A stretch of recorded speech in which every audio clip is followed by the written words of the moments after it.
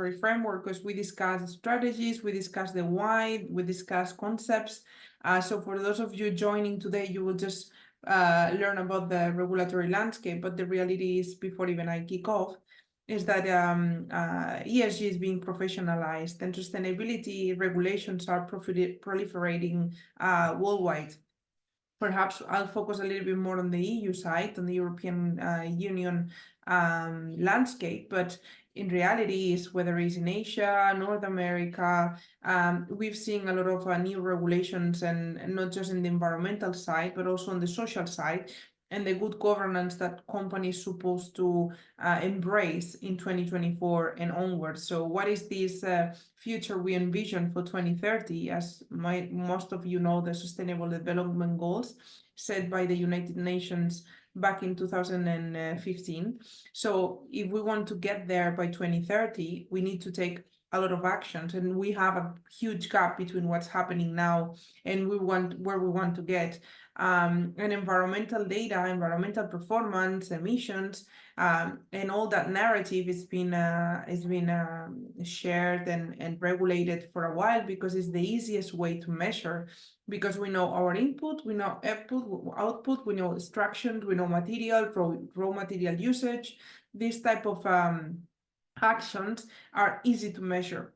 However, as we are moving into sustainability in depth and in all the other categories, whether it's the social inclusion, diversity and inclusion, whether it's child labor, whether it's human rights compliance, and so many other areas we will discuss, then we are seeing how regulators and governments are actually taking the next step and putting a common standard on what we expect by saying sustainability disclosure. What do we expect when we are talking ESG? Because I believe that until now, if we ask about ESG professionals, what is ESG, we still tend to get into the door. So we are still into the emission side. We are still on the CO2. We are still discussing about water management or energy output, but we are not as so in depth or understanding in depth the issues that we are talking about. So here in this image, I'm sure you've seen it before, but this is from Triodos Bank, which is one of the leading banks investing in responsible practices. And as they present this map of what are really the poly crises we're facing, what are the issues and what is the interconnectivity between the issues. So as I said, ESG from the environmental perspective is very well developed, and from the regulation perspective and from the practices, we are getting into a common understanding of what the real estate sector should be doing to reduce emissions, to calculate the embodied carbon of the materials, to analyze the building LCA, the life cycle assessment, what softwares we can use. So all that is being developed and understood quite well for the different stakeholders, whether asset managers or property developers.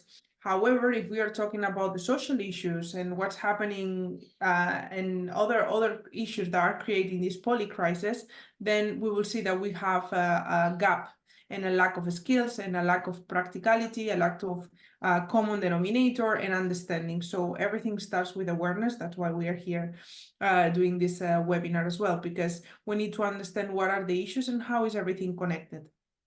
So, for instance, water scarcity, we do have the water measurements, but we don't link the water measurements to the biodiversity loss implications of our developing properties or our asset operations. So biodiversity loss is affected by our property operations. So we need to understand how and mitigate that. In the UK, for instance, you have the biodiversity net gain regulation, which is mandatory to comply to have this biodiversity protection of at least 20%. If I remember, 10 or 20, I think it's 20%. At least 20% of the local biodiversity protection from any development. So that is by law. Also, we need to understand the links between overconsumption, the inequality. So how are we operating the property and how that impacts local communities?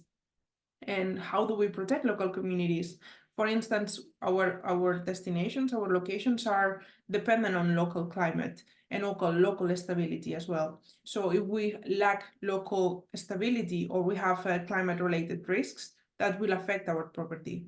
So the regulation is basically creating a framework where we can measure it, we can prevent it, we can protect, and is enabling, in a way, is enabling this a scenario where we're protecting local communities, we're protecting citizens, we're protecting tenants, we're protecting the different asset users. In that case, could be for commercial real estate guests or for residential, it can be families and people, right? So how do we protect and how do we enhance and how do we advance to the protect potential damages now, having these KPIs, processes, education, and we make sure that not just the environmental side is covered, but also the company has a strong governance to go around all the different challenges.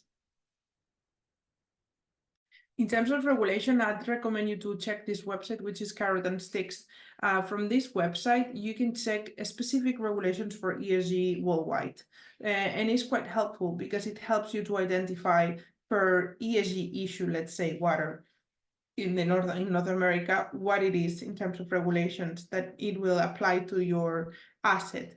And it gives you, it also shows if it's mandatory or not, and what side of, because some regulations are like CSRD in Europe, it has a side where from the 1,700 KPIs that it has, some of them are mandatory and other ones are recommendations. So you can also see from the different regulations worldwide, which side is mandatory, which one is just a recommendation. And also you can sort it by ESG issue, let's say diversity and inclusion. So I would have a property in France and I want to see what is my ESG compliance, what is the ESG due diligence that I have to do in order to run and operate a property in France. So I can go here and check a specific by social issue and find it. And I wanted to share that because I think it's a quite as a world map to identify and spot ESG related regulations very quickly. To say that nowadays there are a lot of softwares and technologies that also allow you to do that with AI that I haven't added in this presentation. There are so many solutions, but you have to be careful with which ones you use because some of the AI tools are biased and not all of them that have all the technology available, they don't have all the regulations included. So it might be misleading. So we have to be careful with what technologies we use. The same as for compliance. So, for instance, in the European Union, the CSRD regulation doesn't allow you to use Excel. So you have to use technology. Unless you use technology, you cannot report. It has to be digitally tagged. We will see that in a second.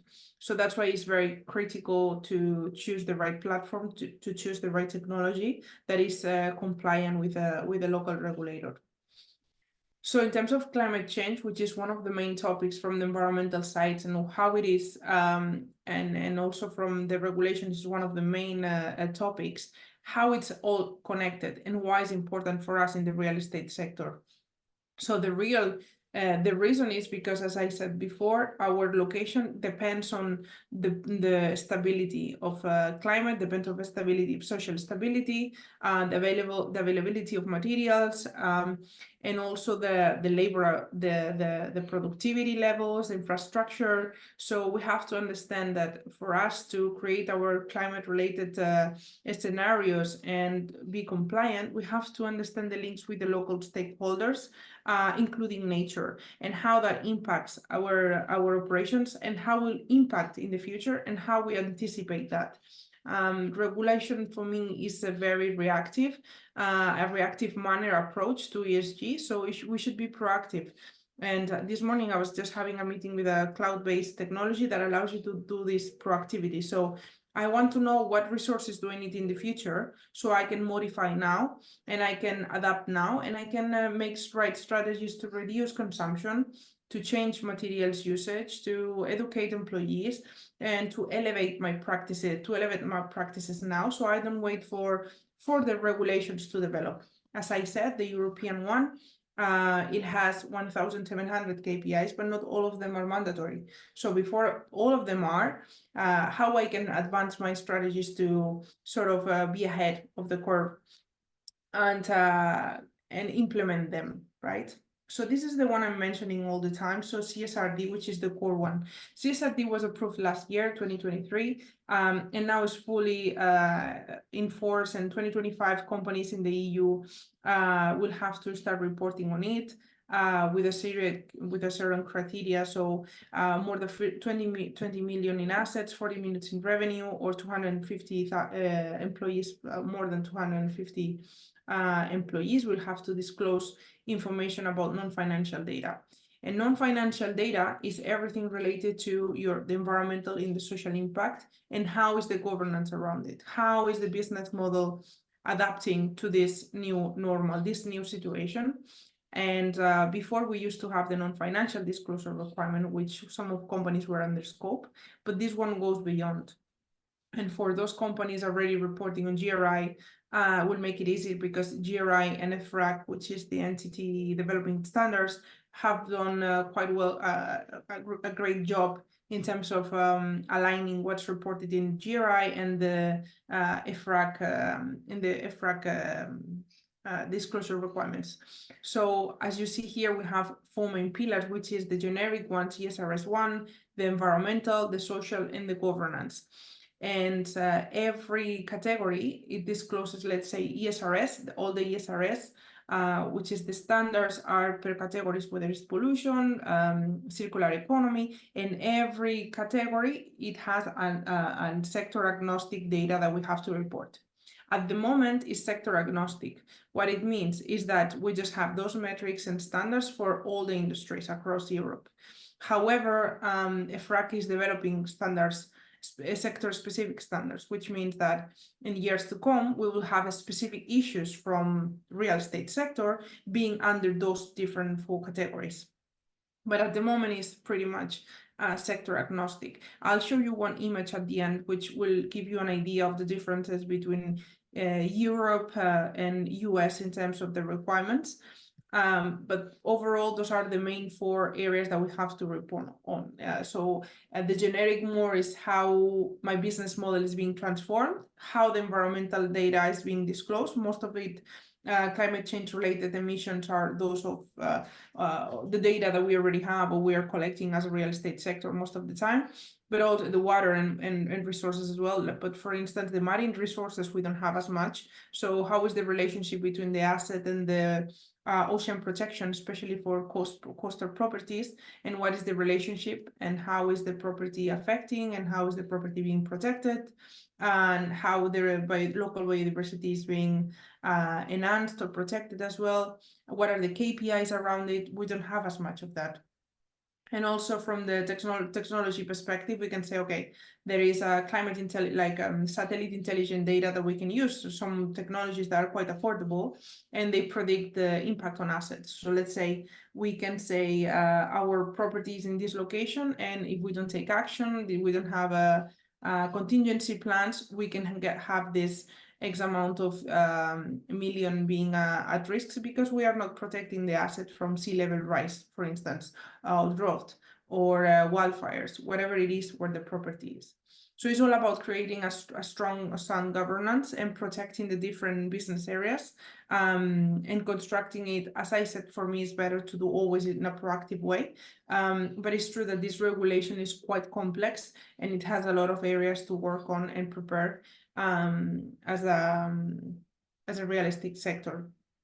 So I like to break it down into 5 steps that we have to take in real estate and for any accommodation. And first of all is the materiality awareness, which means as executive team, as employees and suppliers, how do we get the data from what's the areas of impact that we have. So materiality is what areas are we impacting as an industry, as a business, and how my property or the asset is also being impacted from the local context. So that materiality, it gives me an idea of the double materiality, as we mentioned in the past webinar. Double materiality means what is my impact on society, and from the other side, what is the risk of our business model if we don't take action, but also how is our business model impacting society as well in a positive and negative way. So it's the financial impact and the non-financial impact together that makes the materiality assessment. On the second side, we will say we will analyze the operational areas. So here is we need to understand what are the SOPs we've got, what are the processes internally that will lead us and help us to do the disclosing, to do the reporting, and what is the industry best practice. For instance, in the UK, the biodiversity net gain regulation can help you to get some KPIs and best practice when we are having a new development or refurbishment. And then who are the partners that we need to identify in order to do this reporting, and like NGOs or any other that can help us to build these operational and strategic resources so we can comply with the regulation. Then we break it down into departmental systems. So internally, how every department can take action. So most of the times, as we've seen at the moment, is that one department is carrying all the weight for ESG, or we have a sustainable CFO or sustainability leader, or sometimes even the marketing director is taking some sustainability tasks. So what we need to understand, even if we're an SME, is that ESG practices is still applying. So it has to be everyone involved in a hierarchical manner, but everyone has to be involved in creating this strategy, and all departments are important, even if we have a sustainability team. And the only reason why is because when we are doing a gap analysis, the only way we can have the full understanding of the 360 view of the company and the double materiality impact is by having every single department point of view, every single department feedback and data. And that's the next point is the data collection and reporting. As I said, my meeting before was all about what technology can I use to feed from the right data in order to report, and how that technology allow me to have an API or different connectivity points so I can feed from the right data and create systems internally that allow me to use the data in a smart way. Because just for the sake of having data, and some platforms will do the reporting very copy-paste sort of manner, automated, it doesn't bring value. So the whole point here is how we can create value leveraging technology, but using it consciously in a manner that help us to build a strategy in the company, and not just for the sake of ticking the boxes and doing the reporting. And last but not least, this technology is also this regulation allows you, and it's mandatory that needs to have an internal and external assurance. So we need an external accredited audit. Let's say any sort of regulation body or any auditor like Bureau Veritas or anything similar to verify it. And last but not least, creating this PCD which is a plan, do, check, act, and always keep revisiting and improving all the systems. So this is the idea of the approach and how we can make easy and break down the whole ESRS work internally in order to create something that's sustainable in the company, meaning, no? And we can actually build up on that upon the years, because this is the first year for most regulations, but how we can use it instead of being a burden and being a cost, how we can use it to leverage and create value. So from that perspective, we will say stakeholder and local context is the most important thing, because without context, anything that we create is meaningless. Then how asset managers can create and can use from this data the ESG strategies at the portfolio level as well. We need data, but most importantly, and sometimes the most challenging, is how we get the operational data. And I think that's most of the challenge, especially in commercial real estate. How do we get that commercial data? So I don't want to get into so many details, but I think it's important to, and I put here some examples for you to see. I'm sure that you can access the presentation afterwards. But if we are going to, if we are doing a refurbishment, what data will we need? So here I just added some examples from demolition to end of life, and understanding that every single side of the life cycle assessment, the asset life cycle, it has a huge impact on the strategy. So as I said, for me, very important is from identify. This is I would say the strategy I would use from identify the issues, investigate what's out there, having a strong R&D, intelligence using technology, measuring the cost of not taking action per department, create together with cross-sector approach, integrate it into the strategy, and then make sure that the reporting has an impact. And before we go into the Q&A, perhaps this image I wanted to share, Sonia, as well with you, and it can lead to the discussion is what are the barriers to actually taking action, no? From the cultural perspective, from the strategy and operations. So how we can, from the different stakeholders in the industry, how we can change in order to change what's happening now and leverage these regulations for a better practice, and to implement that in operations and business models that can transform and lead to positive impacts, whether it's the environment, on the social communities, the social side, and the communities, the local stakeholders. Yeah, how we can do that? I think that's the question for everyone here.